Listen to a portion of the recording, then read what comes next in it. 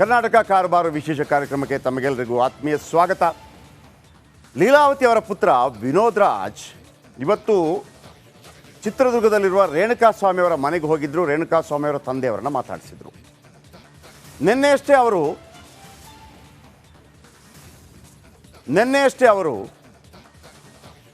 ದರ್ಶನ್ ಅವರನ್ನು ಭೇಟಿಯಾಗಿ ಮಾತುಕತೆ ನಡೆಸಿದರು. ಈ ನಡುವೆ ಇವರ ಭೇಟಿ ಜೊತೆಗೆ 1 ಲಕ್ಷ ರೂಪಾಯಿ ಚೆಕ್ಕನ್ನು ಕೂಡ ನೀಡಿದರು. ಇದೇನಾದರೂ ಸಂಧಾನ ಮಾತುಕತೆಯ ಅನ್ನುವಂಥ ಮಾತುಗಳು ಕೂಡ ಕೇಳಿ ಬರ್ತಾ ಇದೆ. ಆದರೆ ಸಂಧಾನ ಮಾಡೋದೆಲ್ಲ ಅಷ್ಟು ಸುಲಭ ಅಲ್ಲ. ಆಮೇಲೆ ಸಂಧಾನ ಮಾಡಲೂಬಾರ್ದು. ದುಡ್ಡಿದ್ದವರೆಲ್ಲ ಸಂಧಾನ ಮಾಡ್ತಾ ಹೋದರೆ ಜೈಲಲ್ಲಿದ್ದವರೆಲ್ಲ ಹೊರಗೆ ಬಿಟ್ಬಿಡಿ, ಅಷ್ಟೇ ನಾವು ಕೇಳ್ಕೊತಾ ಇರೋದು.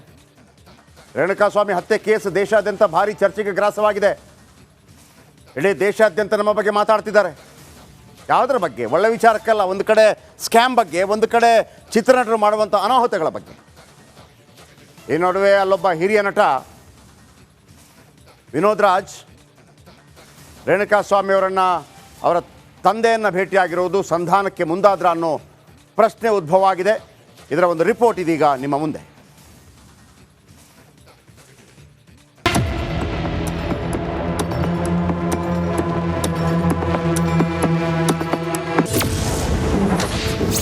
ದೋಸ್ತ್ಗಾಗಿ ಸಂಧಾನಕ್ಕೆ ಮುಂದಾದ್ರ ವಿನೋದ್. ರೇಣುಕಾ ಕುಟುಂಬಕ್ಕೆ 1 ಲಕ್ಷ ರೂಪಾಯಿ ಚೆಕ್ ವಿತರಣೆ.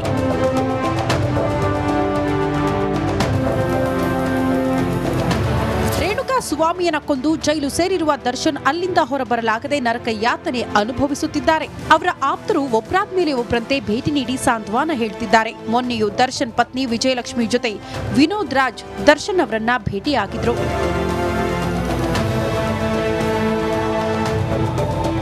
ಇಂದು ಚಿತ್ರದುರ್ಗದಲ್ಲಿರುವ ರೇಣುಕಾಸ್ವಾಮಿ ಮನೆಗೆ ಹಿರಿಯ ನಟ ಕಂ ಪೊರ್ಕಿ ಸ್ನೇಹಿತ ವಿನೋದ್ ರಾಜ್ ಭೇಟಿ ನೀಡಿದ್ರು. ಹೆತ್ತವರಿಗೆ ಸಾಂತ್ವನ ಹೇಳಿದ ವಿನೋದ್ ರಾಜ್ 1 ಲಕ್ಷ ಚೆಕ್ ನೀಡಿದ್ರು. ಬಳಿಕ ಮಾತನಾಡಿದ ವಿನೋದ್ ರಾಜ್ ರೇಣುಕಾಸ್ವಾಮಿ ಅವರ ಮನೆಗೆ ಆಧಾರವಾಗಿದ್ರು. ಆದ್ರೆ ಇಂದು ಅವರೇ ಕುಟುಂಬದಲ್ಲಿ ಇಲ್ಲ ಅಂದ್ರು. ತಲೆ ಕೆಟ್ಟು ಹೋಗಿದೆ. ಯಾರು ಅಜ್ಜಿ ಬೇರೆ ಇದ್ದಾರೆ, 99 ವಯಸ್ಸಿನವರು ಪಾಪ. ಆಮೇಲೆ ಗರ್ಭಿಣಿಯಾಗಿದ್ದಾರೆ. ಇಲ್ಲ ರೀ, ಅವರನ್ನು ನೋಡ್ಕೊಳ್ಳೋಕ್ಕೆ ತಂದೆ ತಾಯಿ ಎದುರಿದ್ದಾರೆ. ಈಗ ವೃದ್ಧರನ್ನ ನೋಡ್ಕೊಳ್ಳೋಕ್ಕೆ ಭಾರಿ ಕಷ್ಟ ಇದೆ. ಕೈ ಕಟ್ಟಿಬಿಟ್ಟು ಅವ್ರನ್ನ ಮಂಚದಲ್ಲಿ ಮಲಗಿಸಿರ್ತಾರೆ. ಕೆರ್ಕೊಂಡ್ಬಿಟ್ರೆ ಹುಣ್ಣಾಗುತ್ತೆ ಅಂತ ಹೇಳ್ಬಿಟ್ಟು ಅದೆಂತ ನರಕರಿ ಅದು. ಇದನ್ನೆಲ್ಲ ನೋಡ್ಕೊಳ್ಳೋಕೆ ಒಂದು ಜೀವ, ಆ ಜೀವ ಇವತ್ತಿಲ್ಲ ಈ ಮನೆಯಲ್ಲಿ ಇದ್ದಾಗ ಅವರು ಎಷ್ಟು ಒದ್ದಾಡ್ತಾ ಇದ್ದಾರೆ ಅಂದರೆ ಅವರು ವಯಸ್ಸಾಗಿದೆ. ಒಟ್ನಲ್ಲಿ ರೇಣುಕಾಸ್ವಾಮಿಯನ್ನ ಕೊಂದು ದರ್ಶನ್ ಜೈಲಲ್ಲಿದ್ದಾರೆ. ಆದ್ರೆ ಮಗನನ್ನ ಕಳೆದುಕೊಂಡು ಹೆತ್ತವರು ನಿತ್ಯ ಕಣ್ಣೀರ್ ಹಾಕ್ತಿದ್ದಾರೆ. ಈ ಮಧ್ಯೆ ವಿನೋದ್ ರಾಜ್ ಕುಟುಂಬಸ್ಥರನ್ನ ಭೇಟಿಯಾಗಿರೋದು ಸಂಧಾನಕ್ಕೆ ಯತ್ನ ಮಾಡಿದ್ರ ಅನ್ನೋದು ಸದ್ಯದ ಪ್ರಶ್ನೆ. Bureau report, republic Kannada.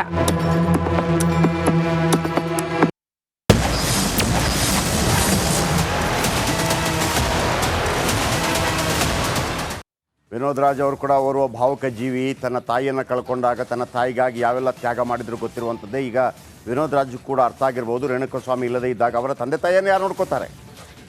ಆಗಿರುವಂಥ ಸಂದರ್ಭದಲ್ಲಿ ಸಂಧಾನ ಮಾತುಕತೆಗಳು ಆಗಿರೋದಕ್ಕೆ ಸಾಧ್ಯ ಇಲ್ಲ. ಯಾಕೆಂತಂದರೆ ಭಗವಂತನ ಅಡಿಯಲ್ಲೂ ಕೂಡ ಒಂದು ಕಾನೂನು ಇದ್ದರೆ ನಮ್ಮ ನೆಲದ ಅಡಿಯಲ್ಲೂ ಕೂಡ ಒಂದು ಕಾನೂನು ಇದೆಯಲ್ಲ. ಆ ಕಾನೂನು ಪ್ರಕಾರ ಯಾರೇ ಆಗಲಿ, ದೊಡ್ಡವರಾಗಲಿ ಸಣ್ಣವರಾಗಲಿ, ಕೊಲೆ ಕೇಸ್ನಲ್ಲಿ ಯಾರನ್ನು ಕೂಡ ಮಾಫಿ ಮಾಡುವಂಥ ವಿಚಾರ ಬರಬಾರ್ದು. ಒಂದು ವೇಳೆ ಮಾಫಿ ಅನ್ನುವಂಥದ್ದು ಬಂದರೂ ಕೂಡ ಅದು ಮಾಡೋಕ್ಕಾಗಲ್ಲ. ಯಾಕಂದರೆ ಸುಮೋಟವಾಗಿ ಸರ್ಕಾರ ದಾಖಲಿಸುವಂಥ ಕೇಸ್.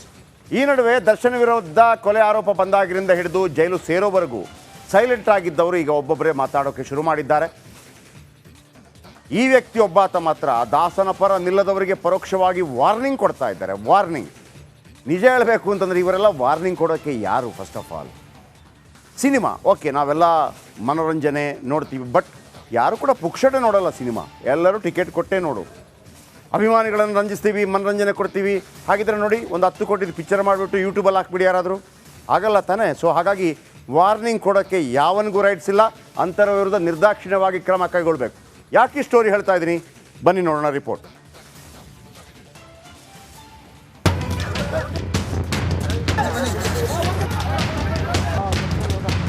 ಸುಮ್ಮನಿದ್ರು ದರ್ಶನ್ ಸರು ಸಪ್ಕಾಗ್ಬಿಟ್ಟಾಗರು ಆಚೆ ಬಂದ ತಕ್ಷಣ ಅಂತಾರೆ. ಮಾತಾಡಿದ್ರೆ ನೋಡುಗರು ಅಹಂಕಾರ ಇಳಿದಿಲ್ಲ ಅಂತಾರೆ. ಅವರು ಆಚೆ ಬಂದರೂ ಹೆಂಗಿರಬೇಕು ಹಂಗೆ ಇರ್ತಾರೆ. ಬಟ್ ತುಂಬ ಜನ ಫಿಲ್ಟರ್ ಆಗ್ತಾರೆ. ಅವ್ರಿಗೆ ಯಾರು ಏನಂದು ನಿಜವಾಗ್ಲೂ ಹೇಳ್ತೀನಿ ಸರ್, ಈ ಪೀರಿಯಡಲ್ಲಿ ಅವ್ರಿಗೆ ಗೊತ್ತಾಗಿದೆ. ಬೇರೆ ದರ್ಶನ್ ಸರೇ ನೀವು ಇಲ್ಲಿಂದ ನೋಡ್ತೀರಾ, ಅಷ್ಟು ಬದಲಾವಣೆ ಆಗಿದೆ. ದರ್ಶನ್ ಪರ ನಿಲ್ಲದವರು ಟಾರ್ಗೆಟ್ ಆದ್ರ? ಪರೋಕ್ಷವಾಗಿ ಎಚ್ಚರಿಕೆ ನೀಡಿದ್ರ ಡೈರೆಕ್ಟರ್? ದರ್ಶನ್ ಲಿಸ್ಟ್ನಿಂದ ಒಬ್ಬೊಬ್ಬರೇ ಫಿಲ್ಟರ್ ಆಗ್ತಾರೆ. ಚೆನ್ನಾಗಿದ್ದಾಗ ಜೊತೆಗಿದ್ದು ಈಗ ಸೈಡ್ಗೆ ಹೋಗ್ತಾ ಇರೋರು ಫಿಲ್ಟರ್ ಆಗ್ತಾರೆ.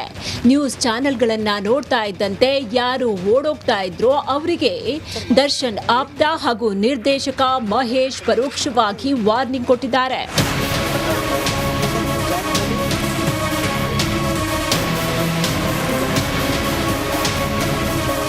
ಸರ್ ಇವತ್ತಿದ್ದವರು ನಾಳೆ ಇರಲ್ಲ ಸರ್ ಅವರೆಲ್ಲ. ಯಾಕಂತ ಹೇಳಿದ್ರೆ ಇದು ನಿಜ ಸರ್. ಇಲ್ಲಿ ತನಕ ದರ್ಶನ್ ಸರ್ ಒಳಗಡೆ ಕೂತ್ಕೊಂಡು ಏನು ನೋಡ್ತಾ ಇರ್ತಾರೆ ಅಥವಾ ಗೊತ್ತಿದ್ರೆ ಅವ್ರಿಗೆ ಆಚೆ ಬಂದು ಗೊತ್ತಾದರೆ ಅವರಷ್ಟೇ ಅವ್ರ ಆತ್ಮೀಯರು ಸರ್. ಅವ್ರು ಕೊನೆ ತನಕ ಅವ್ರ ಜೊತೆ ಹೇಳ್ತಾರೆ. ಇದ್ದವರೆಲ್ಲ ಗುಳ್ಳೆನರಿಗಳೇ ಸರ್. ಇರ್ತಾರೆ, ಹೋಗ್ತಾರೆ, ಈ ಕಡೆ ಬಂದಾಗ ಬಾಸ್ ಅಣ್ಣ ಅಂತಾರೆ, ಎಸ್ಕೇಪ್ ಅಷ್ಟೇ. ಅವ್ರು ಕಷ್ಟದಲ್ಲಿದ್ದಾಗ ಓಡೋಗ್ತಾರೆ. ದರ್ಶನ್ ಸರ್ ಎಲ್ಲರ ಕಷ್ಟಕ್ಕೂ ಬೇಕು, ಎಲ್ರಿಗೂ ಸಪೋರ್ಟ್ ಬೇಕು. ಅವ್ರು ಏನು ಆರೋಪಿ ಸ್ಥಾನದಲ್ಲಿ ನಿಂತ್ಕೊಂಡ ತಕ್ಷಣ ಯಾರೂ ಬೇಡ ಅವರಿಗೆ. ದರ್ಶನ್ ಸರ್ ಚೆನ್ನಾಗಿದ್ದಾಗ ಎಲ್ಲರೂ ಹಿಂದೆ ಮುಂದೆ ಓಡಾಡ್ತಾ ಇದ್ರು. ಅವರು ಜೈಲಿಗೆ ಹೋಗಿದ ತಕ್ಷಣ ಸೈಲೆಂಟ್ ಆಗಿದ್ದಾರೆ. ಯಾರ್ಯಾರು ಈಗ ಸೈಲೆಂಟ್ ಆಗಿದ್ದಾರೆ ಅವರೆಲ್ಲ ಫಿಲ್ಟರ್ ಆಗ್ತಾರೆ ಅಂತ ನಿರ್ದೇಶಕ ಮಹೇಶ್ ಹೇಳಿದ್ದಾರೆ. ಸುಮ್ಮನಿದ್ರು ದರ್ಶನ್ ಸರು ಸಪ್ಪಗಾಗ್ಬಿಟ್ಟಾಗರು ಆಚೆ ಬಂದ ತಕ್ಷಣ ಅಂತಾರೆ. ಮಾತಾಡಿದ್ರೆ ನೋಡುಗರು ಅಹಂಕಾರ ಇಳಿದಿಲ್ಲ ಅಂತಾರೆ. ಅವರು ಆಚೆ ಬಂದರೂ ಹೆಂಗಿರಬೇಕು ಹಂಗೆ ಇರ್ತಾರೆ. ಬಟ್ ತುಂಬ ಜನ ಫಿಲ್ಟರ್ ಆಗ್ತಾರೆ. ಅವ್ರಿಗೆ ಯಾರು ಏನಂದು ನಿಜವಾಗ್ಲೂ ಹೇಳ್ತೀನಿ ಸರ್, ಈ ಪೀರಿಯಡಲ್ಲಿ ಅವ್ರಿಗೆ ಗೊತ್ತಾಗಿದೆ. ಬೇರೆ ದರ್ಶನ್ ಸರೇ ನೀವು ಇಲ್ಲಿಂದ ನೋಡ್ತೀರಾ, ಅಷ್ಟು ಬದಲಾವಣೆ ಆಗಿದೆ. ದರ್ಶನ್ ವಿರುದ್ಧ ಕೊಲೆ ಆರೋಪ ಬಂದಾಗಿನಿಂದ ಜೈಲು ಸೇರೋವರೆಗೂ ಯಾರೂ ಜೈಲಿನತ್ತ ತಿರುಗಿ ನೋಡಿಲ್ಲ. ಇತ್ತೀಚೆಗೆ ಒಬ್ಬೊಬ್ಬರೇ ಜೈಲಲ್ಲಿರುವ ದರ್ಶನ್ ನೋಡುವುದಕ್ಕೆ ಬರ್ತಾ ಇದ್ದಾರೆ. ಹೀಗಿದ್ರು ದರ್ಶನ್ ದಯೆಯಿಂದ ಫೀಲ್ಡ್ನಲ್ಲಿರೋರು ಅವರ ಪರ ನಿಲ್ಲದವರಿಗೆ ದರ್ಶನ್ ಆಪ್ತ ಎಚ್ಚರಿಕೆ ಕೊಟ್ಟಿದ್ದಾರೆ. ಒಂದು ರಿಯಲೈಸ್ ಆಗಿದೆ. ಈಗ ಇನ್ಮೇಲೆ ಅವ್ರನ್ನ ಕರೆಕ್ಟ್ ಮಾಡೋಕ್ಕೆ ಯಾರ ಕೈಲೂ ಅಲ್ಲ. ಒಂದಂತೂ ತಿಳ್ಕೊಳ್ಳಿ, ತುಂಬ ಜನ ಫಿಲ್ಟರ್ ಆಗ್ತಾರೆ ಅವ್ರುಗಳಿಂದ. ಯಾರು ಈ ಮೈಕ್ ಹಿಡಿದ ತಕ್ಷಣ ಓಡೋಗ್ತಾ ಇದ್ದಾರೆ, ನಮ್ಗೆ ಯಾಕೆ ಬೇಕಪ್ಪ ಅನ್ನೋ ಥರ ಇದ್ದಾರೆ. ಸಹಾಯ ತಗೊಂಡು ಎಲ್ಲ ಮಾಡಿದ್ದಾರೆ. ಇರಲಿ ಸರ್, ಏನಕ್ಕೆ ಸರ್ ಓಡೋಬೇಕು? ಏನು ಸರ್ ಅಪರಾಧನ ಮಾತಾಡ್ಬಿಟ್ರೆ ಅಪರಾಧನ ಏನಿಲ್ವಲ್ಲ? ಅಭಿಪ್ರಾಯ ತಿಳಿಸ್ಬೋದಲ್ವಾ? ನಾನು ಭಾಷೆ ಏನು ನೋಡಿದ್ರೆ ಅದನ್ನು ಹೇಳ್ತಾ ಇದ್ದೀನಿ. ಯಾರು ಕನ್ನಡಕ್ಕೆ ನಾನೇನು ಇನ್ನೊಂದೇನು ಹೇಳ್ತಾ ಇಲ್ವಲ್ಲ? ಇದನ್ನೇ ನೀವು ಇನ್ನೊಬ್ರಿಗೆ ಹೇಳಿದ್ರೆ ಅದನ್ನೇ ಹೇಳ್ತಾ, ಹೌದು ಒಂದು ಭಾಷೆ ನೋಡಿದ್ದೆ ಇದು ಅಂತ. ನಮ್ಮ ಒಂದು ದರ್ಶನ್ ಸರ್ ಹತ್ರ ಇರೋರು ಯಾರನ್ನ ಕೇಳೋರು ಅದನ್ನೇ ಹೇಳ್ತಾರೆ.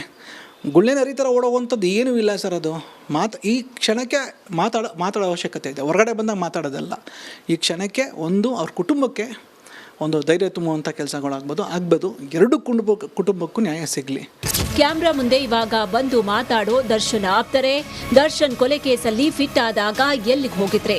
ಅವಾಗ ನೀವೇ ಸೈಲೆಂಟ್ ಆಗಿದ್ದು ಈಗ ಮಾತಾಡದವರ ವಿರುದ್ಧ ಯಾಕೆ ಹೌಹಾರ್ತಾ ಇದ್ದೀರಿ?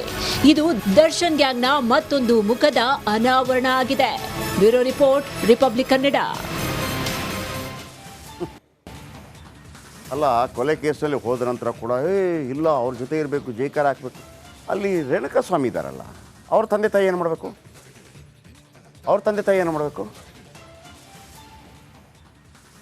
ಅವ್ರಿಗೇನಾದರೂ ವ್ಯವಸ್ಥೆ ಮಾಡ್ಕೊಳ್ಳೋಣ, ಒಂದು 50 ಲಕ್ಷ ಮಾಡ್ಕೊಳ್ಳೋಣ. ಯಾರಾದರೂ ಬಂದ್ರಾ? ಯಾರೂ ಬಂದಿಲ್ಲ. ಅದು ಮಾನವೀಯತೆ ಅಂತಂದರೆ ತಪ್ಪಾಗಿದೆ, ತಪ್ಪು ನಾವು ಸರಿಪಡಿಸಬೇಕು. ಕಾನೂನೇ ದೊಡ್ಡದು, ಆದರೂ ಕೂಡ ಅವ್ರಿಗೆ ತಪ್ಪಾಗಬಾರ್ದು. ಅವ್ರಿಗೇನಾದರೂ ವ್ಯವಸ್ಥೆ ಮಾಡಬೇಕು. ಅವರೇನಾದರೂ ಇರಲಿ. ಗೆದ್ದೆತ್ತಿನ ಬಾಲ ಹಿಡಿಯೋದು ಅನ್ನೋದು ಇದಕ್ಕೆ. ಎಲ್ಲಿಂದ ಫ್ರೂಟ್ ಸಿಗುತ್ತೋ ಅಲ್ಲಿಗೆ ಓಡೋಗೋದು. ನೆಕ್ಸ್ಟ್ ಹೊರಗೆ ಬಂದರೆ ನಮಗೇನಾದರೂ ಹೆಲ್ಪ್ ಆಗುತ್ತೆ. ಅದಲ್ಲ ಮಾನವೀಯತೆ ಅಂತಂದರೆ. ಇನ್ನು ಪೊಲೀಸರು ಸಾಕಷ್ಟು ಸಾಕ್ಷ್ಯ ಸಂಗ್ರಹಗಳನ್ನು ಮಾಡ್ತಾ ಇದ್ದಾರೆ. ಯಾವುದಾ ಸಾಕ್ಷಿ ನಂಬರ್ 1, ಪವಿತ್ರ ಮನೆಯ CCTV DVR ರಿಟ್ರೀವ್ ಆಗಿದೆ. ಸಾಕ್ಷಿ ನಂಬರ್ 2, ದರ್ಶನ್ ಮನೆಯ DVR ರಿಟ್ರೀವ್ ಆಗಿದೆ. ಇನ್ನು ಸಾಕ್ಷಿ ನಂಬರ್ 3, ಶವ ಸಾಗಿಸಿದ ಸ್ಕಾರ್ಪಿಯೋ ಮಾಲೀಕನ ಹೇಳಿಕೆ ದಾಖಲಾಗಿದೆ. ಸಾಕ್ಷಿ ನಂಬರ್ 4, ಪಟ್ಟಣಗೆರೆ ಶೆಡ್ನ ಗುತ್ತಿಗೆದಾರನ ಹೇಳಿಕೆ ದಾಖಲಾಗಿದೆ. ಸಾಕ್ಷಿ ನಂಬರ್ 5, ಕಿಡ್ನ್ಯಾಪ್ ಮಾಡಿದ್ದ ಕಾರು ಚಾಲಕನ ಹೇಳಿಕೆ ದಾಖಲಾಗಿದೆ.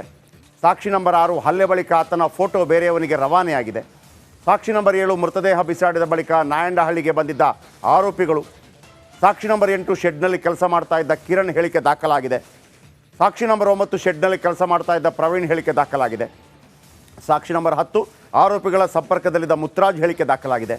ಸಾಕ್ಷಿ ನಂಬರ್ 11, ಶೆಡ್ ಸೆಕ್ಯೂರಿಟಿ ಗಾರ್ಡ್ ಹೇಳಿಕೆ ದಾಖಲಾಗಿದೆ. ಇವೆಲ್ಲವೂ ಕೂಡ ಸಾಕ್ಷ್ಯ ಸಂಗ್ರಹ ಪೊಲೀಸರು ಮಾಡಿದ್ದಾರೆ. ಇದೆಲ್ಲವೂ ಕೂಡ ದರ್ಶನ್ಗೆ ಮಾರಕವಾಗುವಂಥ ಸಾಧ್ಯತೆಗಳಿದೆ.